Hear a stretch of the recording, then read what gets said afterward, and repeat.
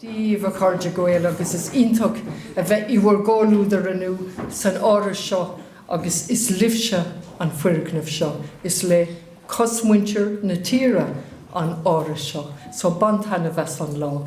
A chuirde úsle, tá mé thar a bheith sásta, mar tUachtarán na hÉireann, fearan na fáilte a chur rómh fad hí circeal córá agus síomsaíochta, agus ní mórdam sin ará freisin, síomsaíochta an áras mar chuid de ceiliúradh náisiúnta Seachtain na Gaeilge.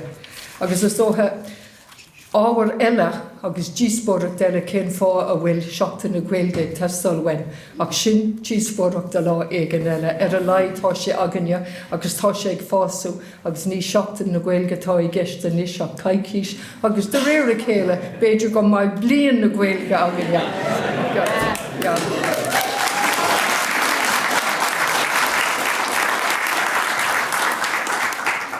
Tá sibse tag aniu ó cuiile ceann den tír ó chuaigh agus ó dheas, a níor agus an air, míle fáilte rómh agus tá agam nach raibh sé éasca agus bhí ormh dua a chuireadh ormh féin a bheith an seo I mocólúdar agus tá mé faoi cumín díobhse. Agus tá mé oscailte mar a dúirt mé le daoine bhí mé cansló, tá mé oscailte do éon chóirle ó híomh na teangaide, ó híomh an cultúrde, so tar arás fagam. Agus an fá go bhfuil sibh an seo, mar go bhfuil sibh fad páirteach I gcirceal córá I bhfuair geantar éagsúla. Agus freisin tá cuid de na circeal córá sin an talamh le fada, na blianta, daoine eile an talamh le cúpla bliain, nó bliain, agus daoine eile I mbun fólam le cúpla mí anús, so fáilte rómh go léir.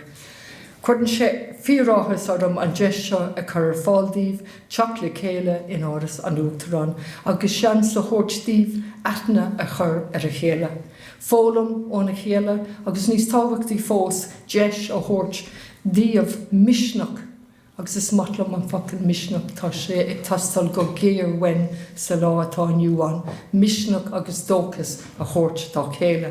Mar is óildíomh thug mise faoi thuras fólam na Gaeilge roinnt de blianta ó hin. Thig mé go maith ag an am go raibh dúthláin Róm a thug mé faoi go fonmhar. Agus ní mórdam marrá is fólam fad síle, ní tharaithe a charlaíonn éonrad. Mealú mé faoi mar atá sibse á mealú chun fille theanga ar sinseir, mar gur tuigidm go raibh asnamh I mo chrí agus anam. Asnamh a líonú agus atá á líonú lá I ní a le severas agus sólás theanga na Gael. Gheall mé nuair a insealbhíú é mar tUachtarán na hÉireann nach sa gúine a labhairt go gún a bheith an Gaeilge san áras ach go háird go bródúil gan nára agus seo é tús eile don taras sin. Bímis á labhairt mar is ón labhairt agus ón éisteacht a hagan lífat. Bímis atá lífa fial agus fáilteach lo siúd atá ag tús a doras mar is le chéile a lárdrófar an teanga. Ligimuis don teanga bláthú.